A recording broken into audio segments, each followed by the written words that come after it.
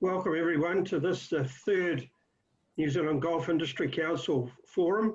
Today's theme is moving golf forward, golf travel, New Zealand and abroad. Just to introduce myself, my name is Des Top, Executive Officer of the Golf Managers Association, but also board member and founding chairman of the Golf Industry Council. Today we have got three invited guest presenters, Denise Langdon from PAR NZ, Ryan Brandeburg from Golf Tourism, and Ben Chapman from Tourism Partners. So welcome to you all. I'll just give a brief resume of their experiences. So Denise is a partner of PAR NZ, one of New Zealand's leading inbound and outbound golf touring tour companies. So welcome, Denise. Ryan Brandenburg, well, he's Mr. Golf Tourism New Zealand, I think. Been active all around the world over the past 5 or 6 years. Prior to that, was deeply involved in the golf industry, very much hands-on at Carry Cliffs and the Cape. So welcome, Ryan. And then Ben Chapman, new to us at the golf industry and on our Zoom meetings, but very much part of Tourism New Zealand. Ben operates out of Queenstown and is the founder of Tourism Partners, which is very big in the business development of tourism. So each one of them will give a 10-minute rundown on where they see us going in golf tours, and then you'll have the opportunity to answer some of the, for them to answer your questions. So Denise, I'd like you to kick the ball rolling. Thank you, Des. But sorry, I think Ryan's going to set the scene first, so I'll quickly throw the rugby ball to Ryan, if that's all right. Ryan, come on. Yeah, absolutely. Thank you very much for everyone taking the time today to listen to a little bit of insight. Hopefully it's better than what we had last week, but probably not as good as what we will have next week. So we had originally tried to schedule this a little sooner and had pushed back because, again, we're kind of learning more every day. I think it was probably good timing because obviously yesterday we did learn that as early as possibly July 1, we may have a trans-Tasman bubble begin. So that's kind of created a flurry of calls today, and we've got a face-to-face next week with Tourism New Zealand CEO to kind of understand a bit more about the layers as we peel this back. I think the first thing to kind of address is that, you know, there is what I'm sure a lot of you have seen, a bit of a rethink going on of tourism and what that means for New Zealand. You know, on the one hand, I think it's great that we can kind of dream up what we want the new tourism world to be like. On the other side, we obviously have the realities that there's plenty of people that just want to see their hotel rooms filled again, their rental cars back on the roads, and people back in their activities. So I think it's going to be an interesting time. That work is being led by Tourism New Zealand. So one of the unique things about our strategy over the years, you know, written in 2012, 2013, and introduced in kind of late 2013 and put into practice in 2014, was that we could not speak to the domestic market. Tourism New Zealand's charter essentially legally required them to only work with international visitors coming in. The domestic work was left to the regional tourism organizations and the activities, tourism providers, golf courses themselves.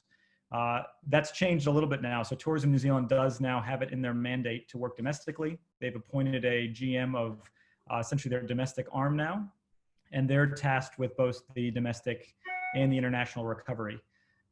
They are very much of the belief that golf does play a role in that. Where that role fits at the moment is up in the air, but I would say that's similar to a lot of the other industries that are out there as well. I would say golf has not been necessarily put on the back burner as much as the main priority right now has been to gather as much insight as we can, understand what's happening and when it's going to happen, and try to save as many jobs as we can. Obviously, we've read a lot about trying to create new jobs, but I think there's a really big focus from Tourism New Zealand trying to save jobs before they disappear. So we are in the midst right now of writing a what I would call a 2.0 version of the golf tourism strategy. So it's something we've been talking about for quite some time anyway. And this is a really good chance to hit the reset button a little bit, take a lot of what we've known to be true and pressure test it a little bit, recognize where we made some errors in the strategy released in 2013, and maybe refocus a bit on some of the markets coming up. So from a golf perspective and a TNZ perspective, I think we're all on the same page now, where I do believe where this will land is that we will have our own brand for golf tourism. So if you think of what's happened the last 6 years or so, we've sat underneath Tourism New Zealand's brand. We've used their language, we've used their platform. It's been good, but it's been a little restrictive. There have been a lot of handcuffs fitting into their brand standards. We are embarking, really starting this week, on our own brand, our own site, our own content that will feed in and complement Tourism New Zealand. But I think what will end up is that we will end up feeding them content rather than them feeding content to us. So it looks like that's a step in the right direction. We will obviously try to get golf into this domestic reboot as fast as we possibly can. So the discussions we're having with them right now, they've got a few areas of focus. Totally agree. A lot of people on this call may not always agree with Tourism New Zealand's approach. Their areas of focus at the moment are the Central North Island, the Lower North Island, the Upper South Island, and Queenstown. So those are the areas of the country that they feel are the first cab off the rank. So we're working with them right now just to make sure that the golf assets in those regions are properly covered, that the imagery is in place, and that when we are ready to actually start some campaign work, that golf can play a role in that. The discussion now is that obviously we'll start rolling out beyond those areas, and that will also force us to look at rethinking some of how we have grouped the golf courses in the past. So another thing I think we're about to go through is a little shakeup of that marquee course and experience course list. I do think we will lose a few marquee courses. I think we will gain a marquee course as well. Again, probably not going to make me really popular with some people, may make me popular with others, but unfortunately there's a bigger picture here than a popularity contest. We will also start looking at some things that we've kind of tossed around in the past, which is we really don't have any golf that we promote in the Upper South Island. Given that that's a focus and domestic is now, very much on our plate, we will need to find a way to include golf in the Upper South Island. So those are things we're kind of working on throughout the day today, tomorrow, and into next week. The international recovery will obviously start with Trans-Tasman. I've been blown away in the last couple of days with the amount of interest we've had from Australia. And that's both golf tourism operators, media, a few new television shows that are kind of resurfacing that want to shoot some content. It's been an amazing flurry of emails coming in about people wanting to set up calls and talk about when we can get work underway. Obviously, until yesterday, we didn't really know when that could happen. Quite interestingly, and some of you may have seen this, is we released some insight yesterday via Tourism New Zealand about a fairly small sample size of travelers from around the world. And the Australian market, which was a bit shocking to me, at least in the survey that was put out, is not indicating that they are incredibly keen to travel to New Zealand in the very near future. Most of them were talking about 6 to 12 months out is when they would feel comfortable traveling. So I think in the media, we've heard a lot about how this Trans-Tasman bubble is going to save us all. Obviously, doing kind of coal-faced work with those visitors from Australia, they're not giving us the same feedback. Now, again, things are changing rapidly. I think every day the situation is different than it was the day before, but working with the best information we have right now, does look like July 1 may be the day that Trans-Tasman bubble opens up. But again, the indications we're getting from travelers themselves is that they are not necessarily ready to jump on a plane in Brisbane, Sydney, Melbourne, Perth, and fly to New Zealand. So there are obviously some things that we need to do between now and then to try to break down and eliminate those barriers. And we probably also have to make sure that we're recognizing that the domestic market, which really accounts for about 60%, almost $24 billion of tourism spend, is kind of what's been the backbone of our tourism economy. What we're seeing now a lot of as well, I was at the new Royal Auckland clubhouse on Saturday. A lot of their members that would typically be leaving to go overseas for the winter are not leaving. So they're not going to Hawaii and Fiji and Europe and the US. So there's a really big push to get people to take that time and that spend, reallocate it to New Zealand, but also to take the baby steps of saying, okay, look, instead of a day trip, let's take an overnight trip. Instead of an overnight trip, let's take a 3-day trip. Instead of taking a 2-hour drive to your favorite hiking spot, let's take a 6-hour drive. Let's jump on a small regional flight. Trying to get people to expand their comfort zone with the recognition that potentially for the rest of 2020, we may not be jumping on a plane to go overseas. We don't want to see that travel canceled and that time put back into work. We'd rather see that time used to get out and explore some of New Zealand. So I guess from our side, I wish I had more to tell you. Next week we'd have more. Last week we had less. But I think we're at least getting things in the right direction. New Zealand Golf has committed to play a pretty big role in this as well. I guess the final thing I would say is a lot of what we're hearing from Tourism New Zealand is something that we expected to hear for a very long time. One of the main reasons that I don't sit in the office, and I've never sat in the office, is that we were afraid if I was sitting in the office that all of a sudden the ski industry would say, wait a second, we want a resource sitting in the office. And Food and Wine would say that, and hiking would say that. So it's always been a bit of an arm's length relationship. What they're saying now is, they do see golf being a very big part moving forward. However, they want to see the industry step up and start taking on some of the responsibility. They don't feel like it should be just their role to pump hundreds of thousands of dollars a year into promoting golf. So we're looking right now at how that works and what the relationship may be. There's no discussion at all of having the golf courses commit individual funding. We just think that goes against everything we've built. But we are looking obviously to other funding sources from Ministry of Sport, from MBIE, from New Zealand Golf, just different ways that we may be able to work in the future without having to rely 100% on Tourism New Zealand to cover the costs for the industry. So that's essentially my update in a nutshell. And I think at the end, I'll take questions now or at the end, whatever Des feels is best. If anybody has got a question for Ryan. You talk about the Trans-Tasman bubble opening up as early as possibly early July. The signs that we've heard, coming out of the Queensland Premier saying not going to open Queensland up until September, and Air New Zealand cancelling all their flights across the Tasman until end of August, doesn't tie in with that really at this stage. Any comments on that? No, I mean, we were purely expecting that August, September timeframe. We were actually doing most of our planning working towards October 1. And then all of a sudden things seem to have changed a little bit, but I agree that the inner workings of Australia are probably more of the issue at the moment. I will say as well, I mean, I know with Kim, Denise, Peter on the call, the big thing that we're pushing for right now as well is there is absolutely a concern out there that we have some of the best golf tour operators in the world. And right now is not a fantastic time. The domestic market, as I think we all know, is not usually accustomed to engaging the help of a travel seller. A lot of it's just the Kiwi attitude of, I'll book it myself. So there is a lot of push going into the campaign work that will come out to try to lean on local guides and resources. And I would also hope that when we do start to open that Trans-Tasman bubble, we can find a way to get operators more involved, because it would really be a shame to see the operators suffer the most here when things do start to reopen up. Very good.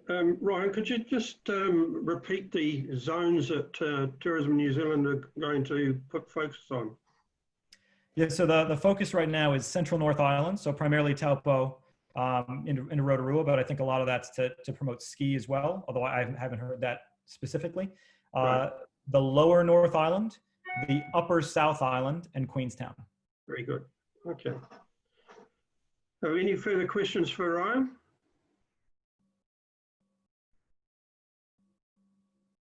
Okay, we'll move on now to introduce Denise. As I said before, Denise is a board member of NZGIC. For those that are new to the Zoom meeting, New Zealand Golf Industry Council was founded in 2017, and we've got a 6-member board designed to bring the total golf industry in New Zealand together in one organising body. And we've made good progress. Unfortunately, our major function was going to be the conference, which was going to run in August, which has been postponed to next year. But we've got some great work being done in all sorts of areas just to keep the industry at the forefront. And I think under the restrictions that are applicable now, we're in a very good place to make very good progress. So Denise, if you would like to come in now and your section of this forum. Great, thanks, Des. And hi, everybody. I think I know most people looking at the list, and from the list as well, there's a bit of a selection of people there. So I'm going to make this a little bit more general than perhaps I would have. But I think everyone knows a couple of things, obviously, about the industry. We were the first to take the hit, and we're going to be the longest to recover. Now, I'm not talking about general club membership, because I think there's been some fantastic stories of membership over the last couple of weeks as courses have opened up and people haven't been able to play other sport, which is fantastic. But I think people getting around, and a couple of things, we have been pretty active in some of the webinars that Tourism New Zealand have been hosting, and on top of what Ryan has suggested on the global scene and what they're doing across the board, there have been some fantastic webinars, but one of the things that really hit home to me, and it's something we need to be cognizant of, is that they think that this sector is not going to take 6 months, 12 months. The prediction from Chris Roberts a couple of weeks ago was 3 to 5 years. So that's pretty severe. Now that's talking about inbound tourism, but it's something to be aware of. And the webinar that we recently hosted, or they recently hosted with Kelvin Davis, I must say he probably wasn't the most inspiring and a lot to it. The 400 million that was dedicated to tourism, a good percentage of that is apparently going to advice and guidance. And as someone suggested, we don't need advice and guidance, we need cash flow. Everyone knows their business. So that was interesting. And there's also a move that they will put some funds, once you've exhausted everything else, which was a little bit subjective, but exhausted everything else locally, including your own bank, etc., to strategic tourist assets. Now, whether you could justify a golf course in some of the regions, maybe that could be something that could be considered. For example, you know, a course that was by a national reserve or doing something else, there is some monies there that could be made available. You have to show that you have exhausted other avenues, and you have to see that you're a strategic asset. So take it away from golf. They were saying, for example, something like the whale watching in Kaikoura, that is actually integral to the whole town and bringing people there. But there are some funds there. I don't know how accessible they will be, but that's something to consider. The other thing I wanted to talk about as well, or two things, was one, the organisation that a number of us belong to, and I see some of the members there in all capacities, are members of IACTO, which is the International Association of Golf Tour Operators, who represent a vast number of operators, suppliers, clubs worldwide, and they have 3 major trade fairs every year, and I know some of you looking, and we've been to those together as well. One of the things that they have been doing is really looking at this whole protocol of terms and how we move forward. And I think that's something to be aware of if you're looking at golf tourism, be it inbound, which is most of what this discussion is about, but whatever. Everyone's going to be looking to now to see what actually happens should something catastrophic like this happen again. And it's something to be aware of, that when you are hosting people and what it is, what are your policies? How are you going to manage those sorts of things? And having good protocols is something to set yourself up for the future. There have been some fantastic work there that they have done, and everyone is certainly looking at it from suppliers and whatever. I mean, everyone seems to think that all of us as operators, clubs are sitting on this pile of money that has been sent. It's not the case at all. As a lot of places, deposits have been paid. And I mean, the industry is really reeling, as you can imagine, and all of you know. But if you are looking at golf tourism coming into New Zealand or into your club or into your region, do have a look at how you're handling that whole question of your terms and conditions. The other thing to be aware of, I think, from a club perspective as well, and from a region as well, is to be really ready for tourists. You've got to think about it. And I know that Ryan has talked to different clubs, and I suppose the focus originally was on marquee courses and looking down at the next level, etc. But you do need to be open to having people to the club. It's a hard one at the moment because you've got this balance of members that are paying subscriptions and haven't played for 4 to 6 weeks. even some of the 70, 80s and the memberships are still a little scared to go out. I can understand that for sure.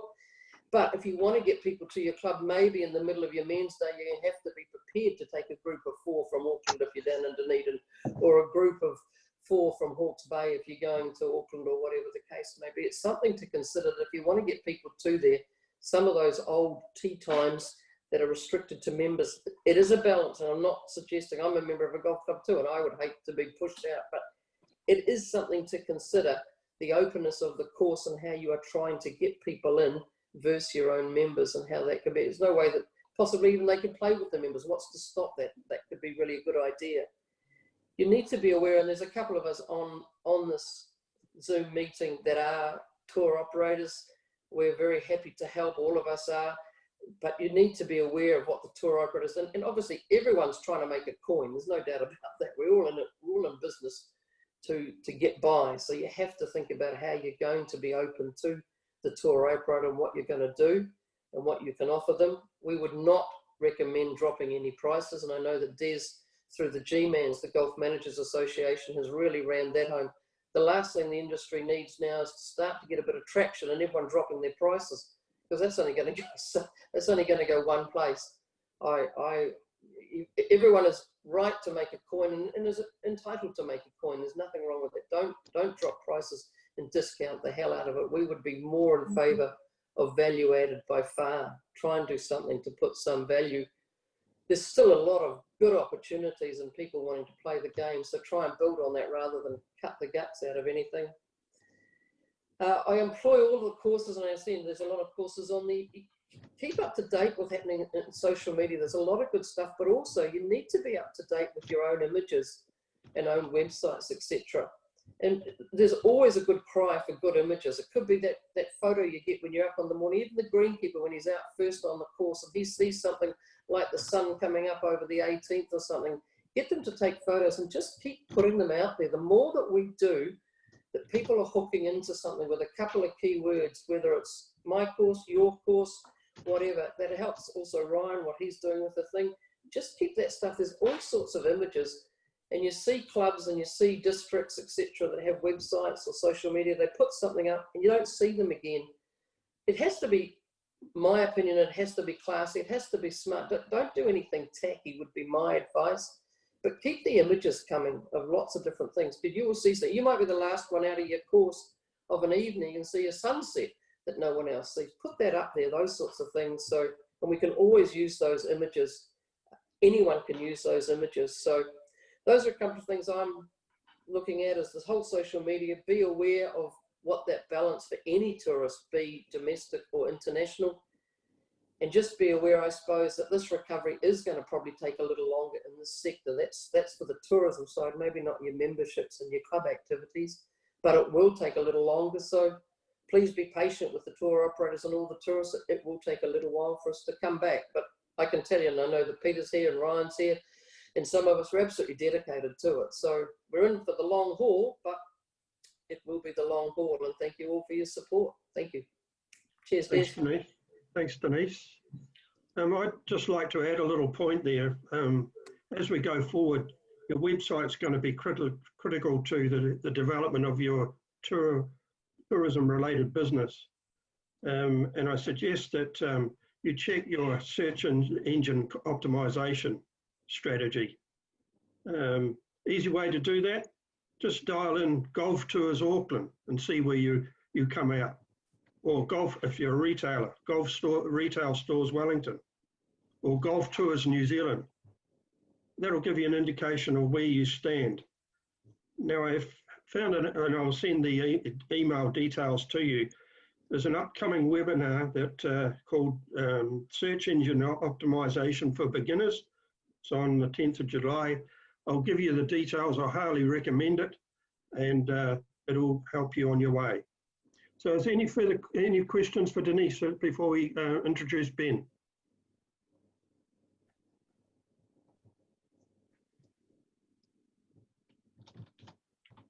Okay, so I'd like to introduce Ben Chapman. He's the founder of Tourism Partners and accumulated over 20 years experience in the business development of successful New Zealand tourism companies.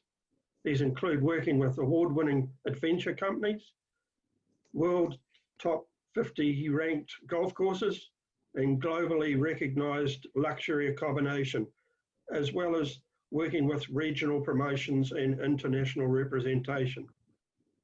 Ben and tourism partners are perceived as leaders in the tourism business, and we're lucky enough to have him share his insights into how to take golf tours forward in these difficult times.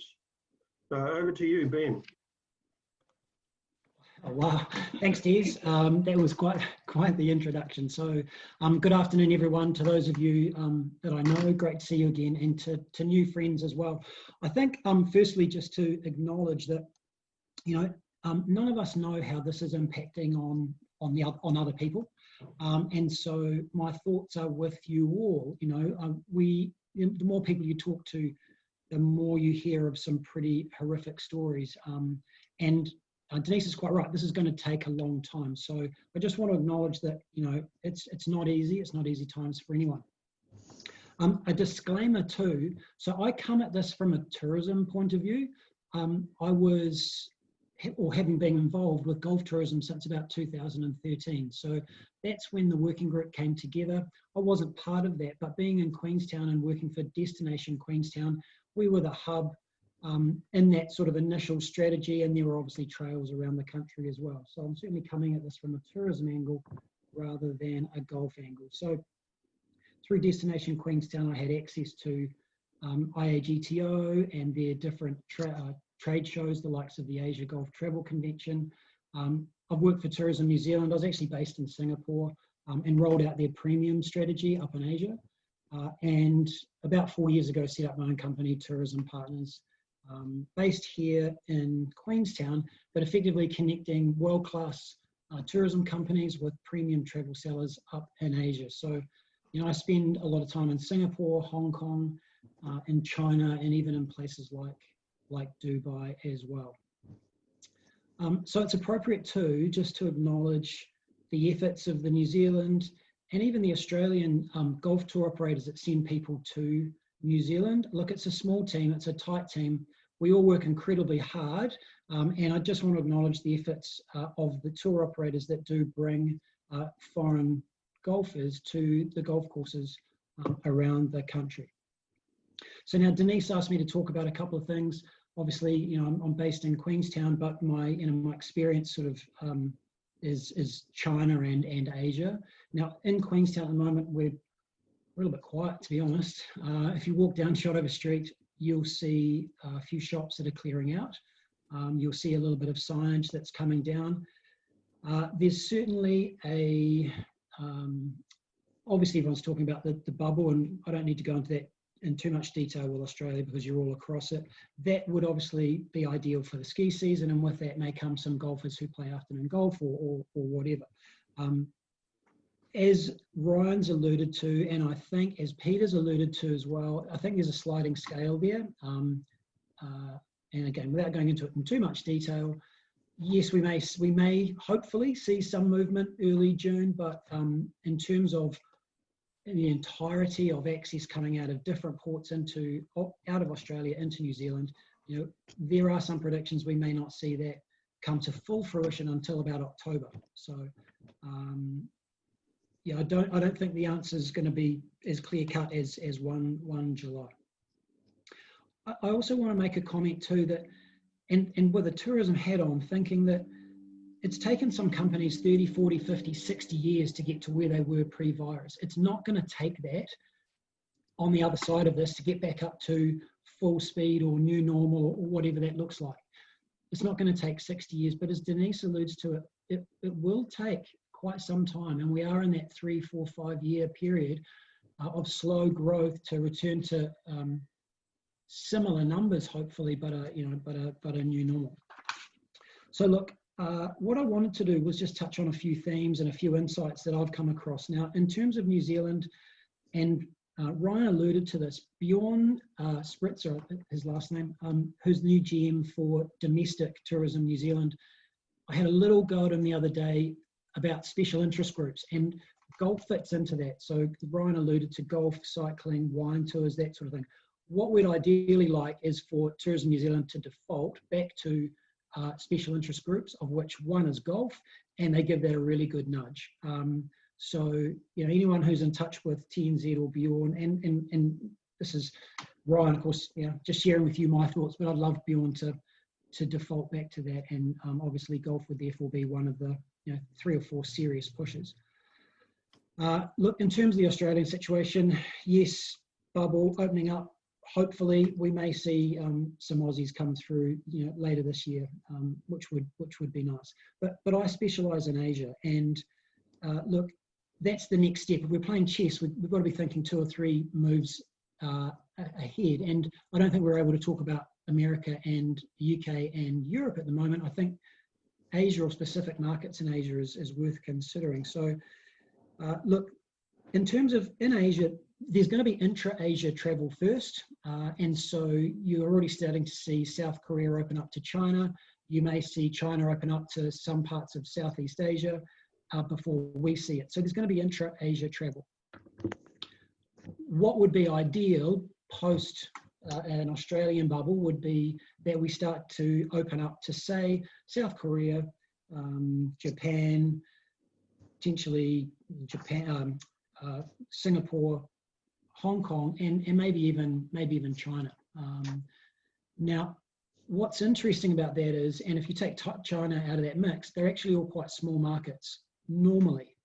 But if they aren't able to go to the US or UK or Europe, it could be quite beneficial to us. And look, we know how golf loving a country like Japan is, but we see very few of them, or certainly in my experience, we see very few of them in New Zealand. Wouldn't it be great to see more Japanese, more South Koreans, a few more out of Singapore and Hong Kong come down? So I think there's real opportunity there if, you know, beyond the, you know, I think we need to start looking beyond the Australian bubble into those Asian markets. If you are seeing some Chinese, or I think there's a move that we all need to be aware of, that there's a move from quantity to quality in terms of the Chinese market, and the people you're going to see more of are those who've traveled the world and are more global citizens, and will be more aware of our culture and our language. And I think it's only going to become easier in the future when those people come to play at our courses. So I think there's certainly opportunities there. Further or additional themes and insights that I think are worth raising, and this comes, it's worth looking across sector, and not just tourism, not just golf, but looking at the export market at the moment. And there's a big push, obviously, around health and wellness of our food products, or that are exported into certain markets. Well, it's actually time for tourism, and in that sense, golf as well, to consider how we market the health and wellness of visiting our country. And in terms of golf, you know, the health and wellness of our air, our water, getting out into nature and playing on our courses. So health and wellness is a push that needs to come from tourism, but can equally come from golf in New Zealand as well. I think too, one thing COVID's taught us is it's a little bit of a focus on heartland New Zealand and coming back to basics. And I'd like to see some renewed, or I think there's some renewed focus on our grassroots locations, destinations, regions, courses that may otherwise not be in the limelight. I think there's a real opportunity to push authenticity, integrity, connection with locals, conservation, all that sort of stuff. So, you know, we have that in spades when you go through our 400 odd courses around the country. There's also a theme that's coming up, and you'll know of triple bottom line for corporates, economic, environmental, social, but bringing that down into smaller businesses and actually pushing that out through our marketing too, and trying to target customers or golfers, clients that are going to be beneficial economically, beneficial environmentally, and beneficial socially as well. So, you know, COVID's possibly done some quite good things for us in terms of this refocus, or looking within of the offering that we have. Other themes, look, China's the next China. you know, people think about always what's next, where are people going to come from, India and the likes. No, it'll just be a second wave from China. But as I say, more wealthy, more well-traveled people. I mean, that's certainly the intention and the effort that's going in at the moment. One concern and theme that I'm watching, and we're all probably watching quite closely at the moment, is USA versus China. Boy, you know, with what's going on there, that could impact us. You know, we could see less Americans, we could see more Americans, we could see less Chinese, we could see more Chinese. So, you know, that's interesting, and it's one to watch. And certainly, there's a concern that certainly from a New Zealand perspective and at a government level, we do need to be very careful how we tread with regards to China and our relationship to ensure that people come down from that market in particular. So look, there's a whole lot of stuff there, a whole lot of thoughts and themes that are going on. Like I say, and to Denise's point, yes, it will take time, this recovery, this bounce back, but it's not going to take 60 years. It's not going to take 30, but it is going to take 3, 4, or 5, and we've just got to be in for that medium haul and see ourselves out of it. Thank you very much.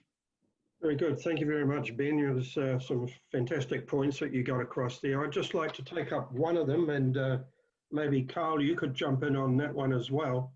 Health and wellness within the golf industry.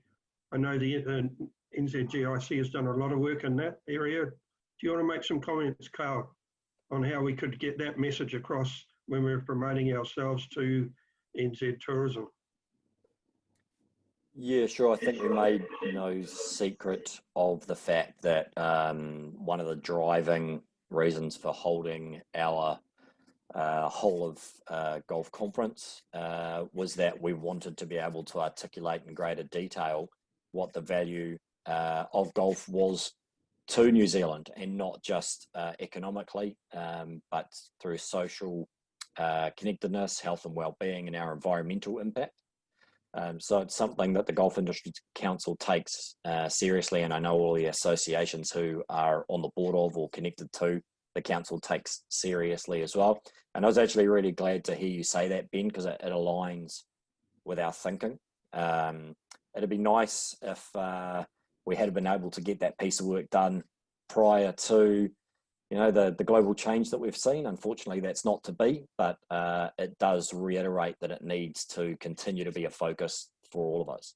So we'll continue to find a way to try and get that work done. We have done some of it just through the resource that we have, but it needs to be done to a greater level so we can really start to promote it through right from grassroots through into government. Very good, thanks, Carl.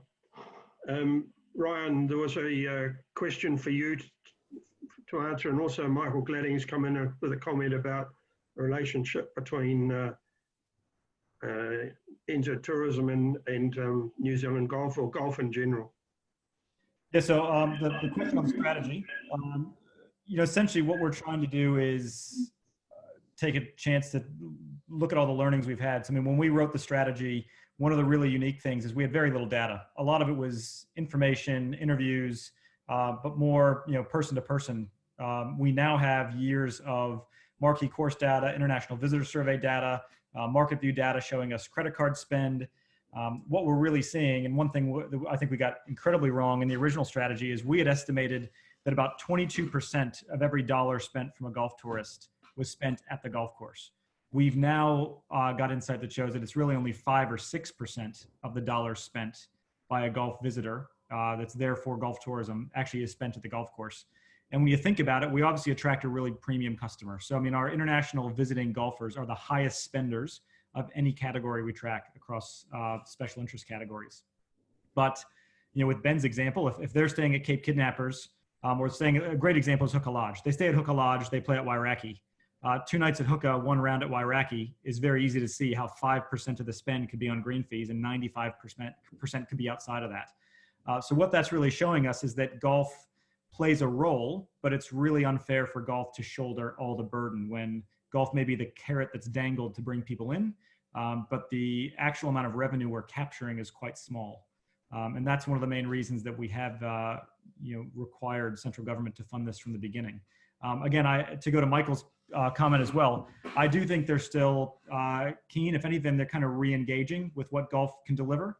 I also think we went from a very, very sympathetic government to a government with slightly different priorities that we're in right now. There's nothing wrong with that, but we used to have the nuclear button anytime we needed it. We ring up John Key and say, look, we need something, and we get it. We don't quite have that nuclear button anymore, which is okay. That's forced us to act on the metrics we have and the resources that we have. But I will say Tourism New Zealand has been very responsive in the discussions we've had so far, with the caveat that they don't feel it's their responsibility to fund 100% of all the work moving forward. And I also think they had zero budget increase in the last budget. So they were 112 million in the previous budget, 112 million in this budget. Yes, there's 400 million allocated to tourism, primarily via the Minister of Tourism. I don't see that flowing directly into TNZ to start with, funding special interest categories. But again, a lot of that's up in the air. So I will say, it's a difficult time. We're not probably getting everything we're asking for, but they're certainly coming to the table.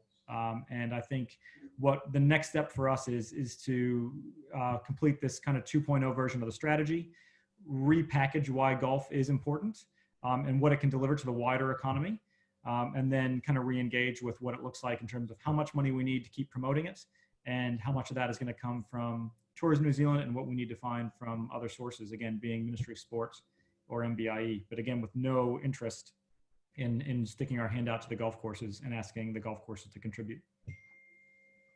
Good, thanks, Mike, Ryan, and there's comments coming back from Michael Gladding as well. I'll put my golf manager's hat on here and just put a push in or a plug in for the secondary and tertiary level clubs. Please don't forget them, and we need some way of getting a promotional program to include them across the country. All very well and good looking at the top tier, but those clubs are in the predicament as well.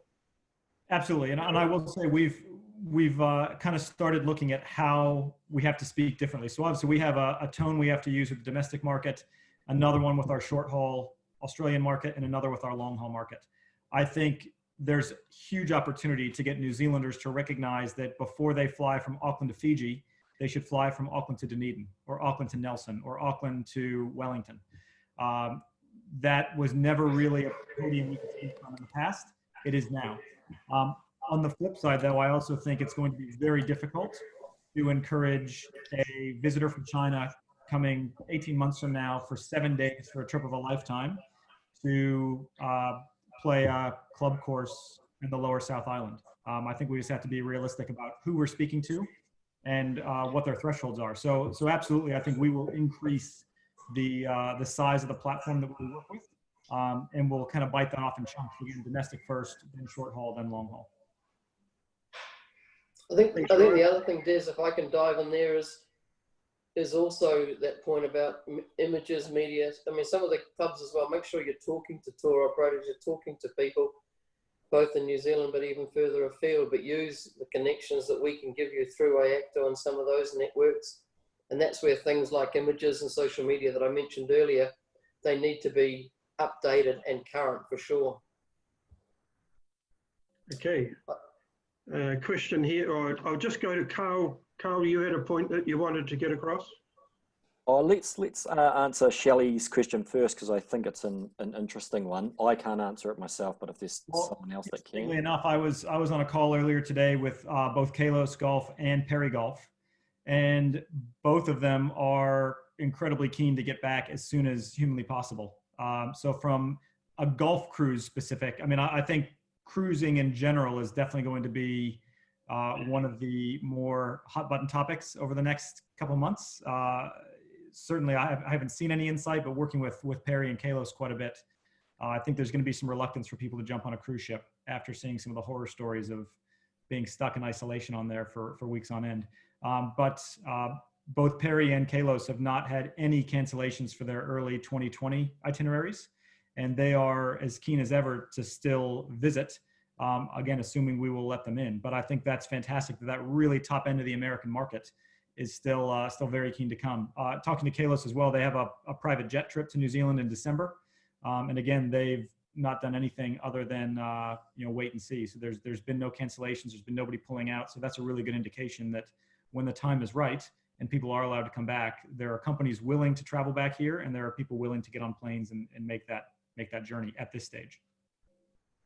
Very good. Thanks, Ryan. Carl, you've got something to say now? Yeah, just to your point, Des, that note about ensuring the greatest number of golf clubs are involved in reinvigorating domestic golf tourism as possible. I know there's a number of golf leaders in the room. I can see them.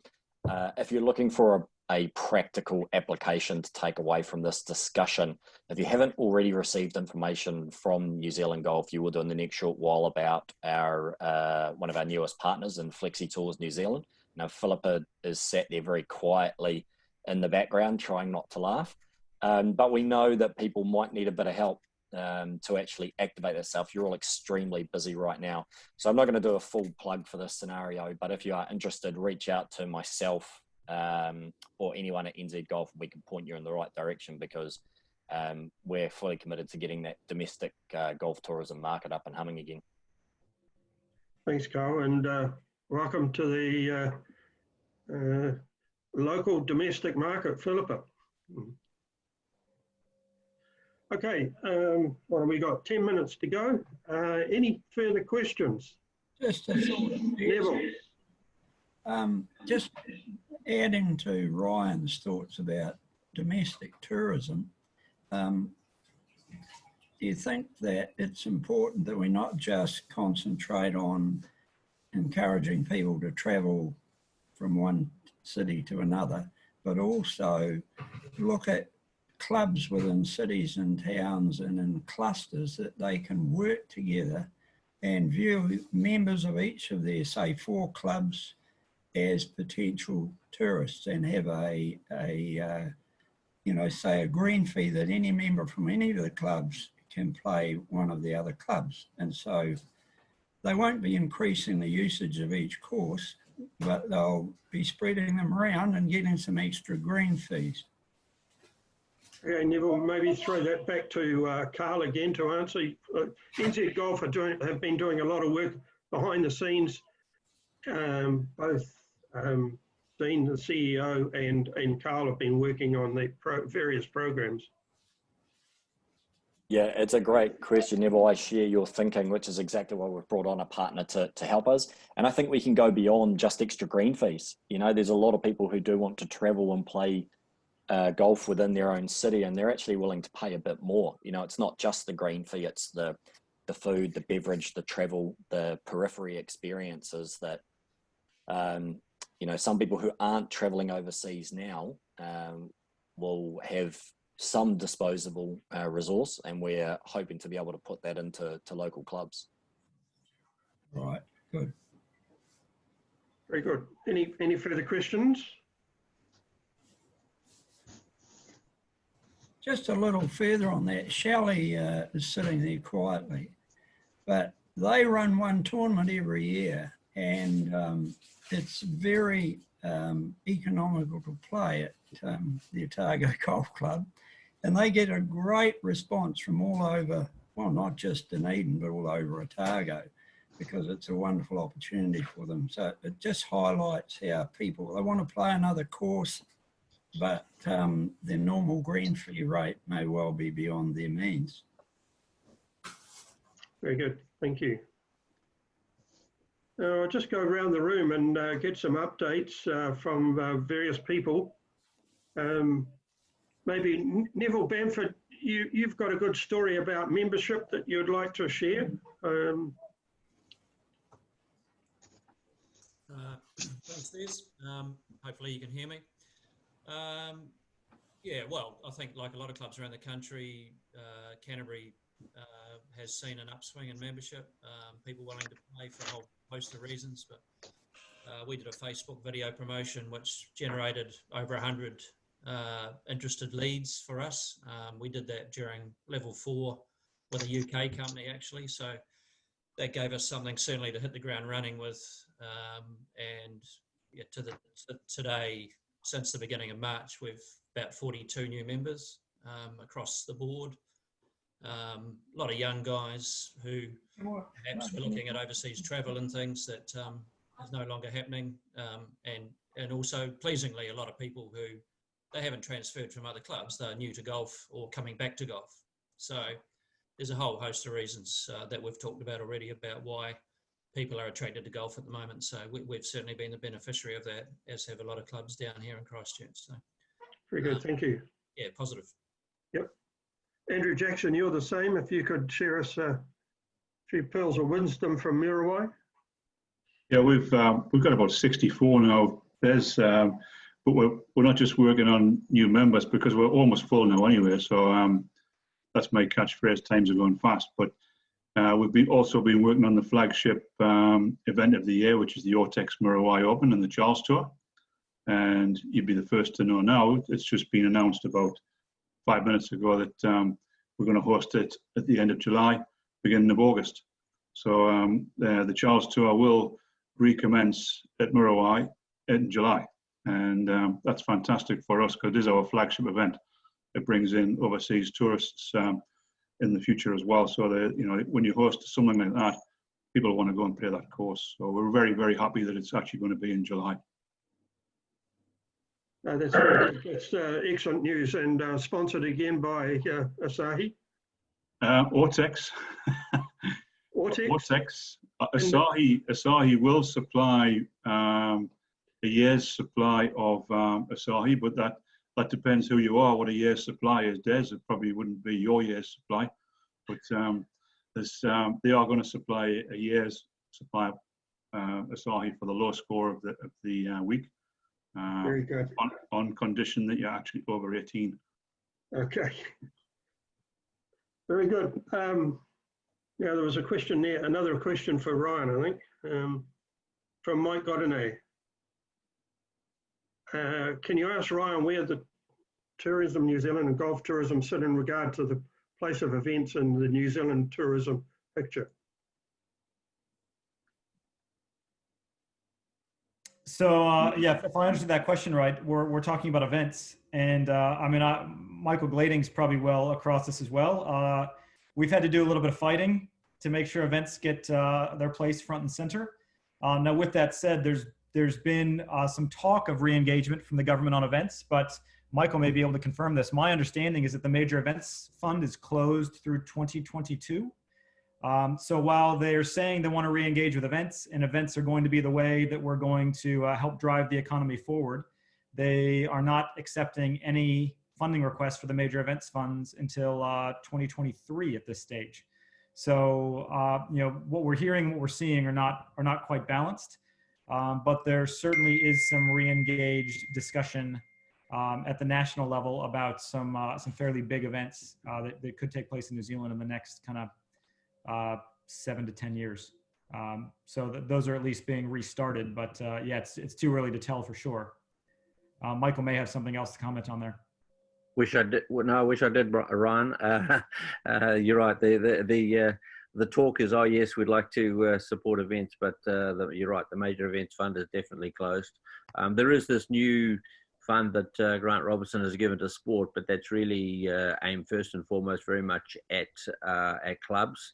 There was mention of events in there, but they're really talking things like the Women's Cricket World Cup and things like that. So rather talking about international events rather than more our sort of line. So as you say, whilst events are meant to be part of a strategy, there at the moment, I don't think there's any money set aside. Yeah. So I don't know if you can hear me or not, but the other area of interest for me about events, of course, participation events. I'm talking about participation of amateurs. So not elite or major events, but we're all aware of things like the Mitsubishi Masters on the Gold Coast, which is now in its 20th year and has thousands of people that turn up every year. And I'm just wondering what opportunities there are or people see there are for those types of things which actually bring people into the country. That was really where my question was, rather than major events like New Zealand Opens. That may be a good question for I mean, obviously Denise and Kim are quite across the event space. I haven't heard much of it. Certainly I've heard a lot from Australia about club members wanting to travel to New Zealand and clubs putting trips together. I've even heard some domestic groups in New Zealand of kind of 20 to 40 that are looking to move around, but I have not heard much in the kind of destination event space, whether that's just domestic or trans-Tasman. Thanks. Denise, some comments from you? Sorry, I've got someone just moving something. Just give me that question again, Mike. I got Ryan's response, but I didn't get the question. I'm sorry. Yeah, Denise, so I asked about events, and not so much major events, but the sort of events that you and I are probably vitally interested in, and that is amateur participation events, which become, I suppose it's destination marketing as well as the event marketing. But I just wanted to see or understand where perhaps golf tourism or New Zealand tourism saw those events, or if it was on their radar, or it didn't really matter to them. It certainly matters to us, but it was really just, is there any information, or is there anywhere where those events might sit? Yeah. My understanding is not. I don't think they're focusing on it, and you know, I think Ryan's got a hard job, as we all have. It's hard to get golf in the focus with so many people putting up their hand at the moment, Mike. I must admit, the webinar that I sat in with, or the meeting with Calvin Davis, and what insight he giving was terribly lacking. And of course, everyone's putting up their hand. So no, I tried to bring up some of those things specific. I mean, the detail about how some of those extra funds may be handed out is at the moment very scant. That's my reaction to that. I mean, we're pushing ahead with stuff on the basis that we're not going to get any extra support from that, to be honest. If we do, it would be icing on the cake. But Yep. Well, really, we never.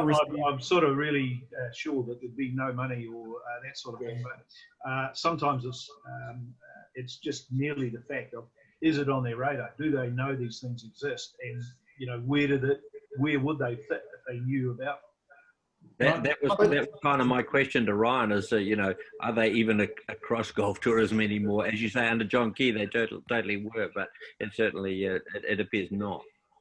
But Ryan, I think the seminar I sat in with, and a couple of them we've sat in with, they seem to be highlighting other big things like the Kaikoura whaling and some of these sorts of things, where there, you know, whole communities that have been affected by it. So when I've tried to bring up golf per se on some of those on a very active scene, it just hasn't been a big factor by any stretch, unfortunately. So, and that's why I think, you know, Ryan has got a tough job, but we've all got a tough job, is it trying to get golf up in the focus. I'm finding it not at all, Mike, to both Mikes actually. I don't find it there at all. Yeah, I mean, we have every metric to back up why it's a good move to help golf along. I mean, it's a spend, satisfaction, you name it, regional dispersion, time of year for travel, every statistic works in our favor. Unfortunately, we've been told statistics are not going to win the argument. So we are trying to, again, repackage this in a different way. But I will say as well, I mean, as Michael Blading will know, we struggled to get towards New Zealand to actually leverage the New Zealand Open.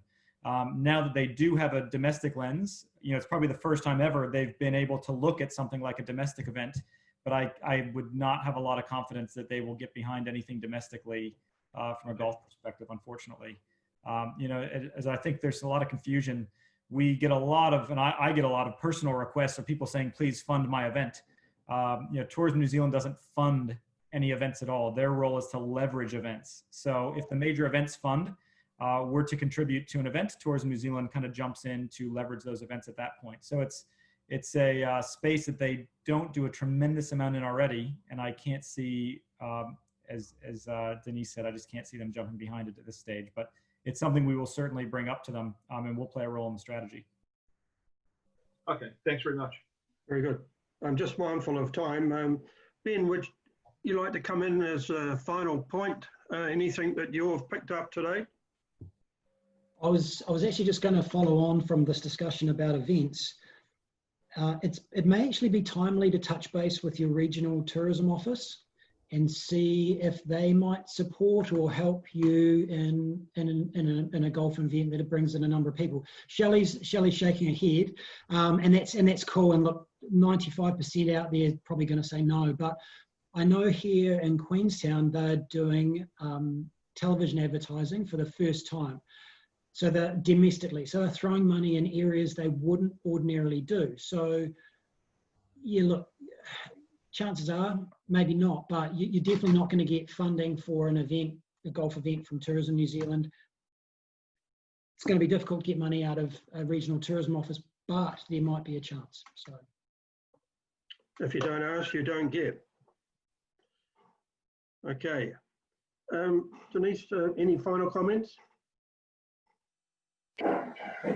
No, I think a lot has been covered there. So I want to thank the people that have come on, but I think we're just going to keep pushing our sport. We love our sport in all avenues, and I think just, you know, it's a bit of a strange thing, be kind to each other, but I think we've got to be aware that everyone's space is really tight at the moment and really hard. So whatever one you're in, just be aware of it.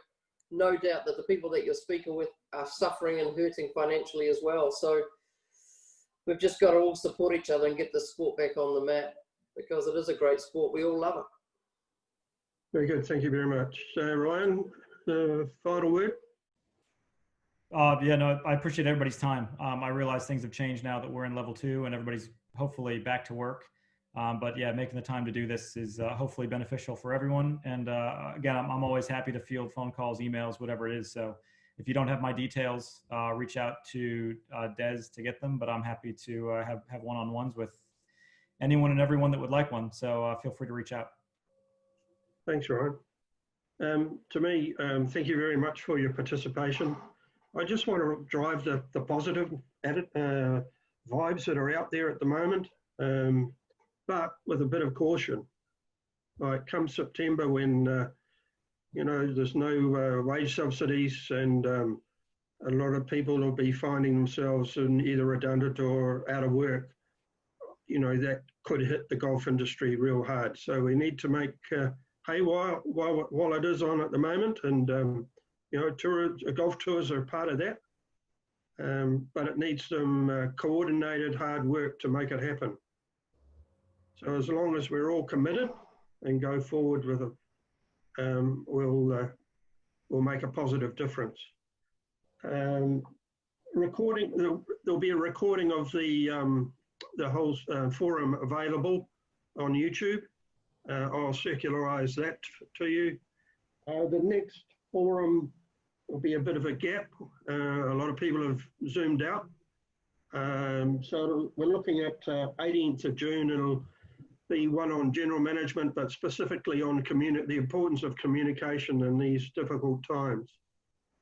So thank you very much for your participation, and have a very good long weekend.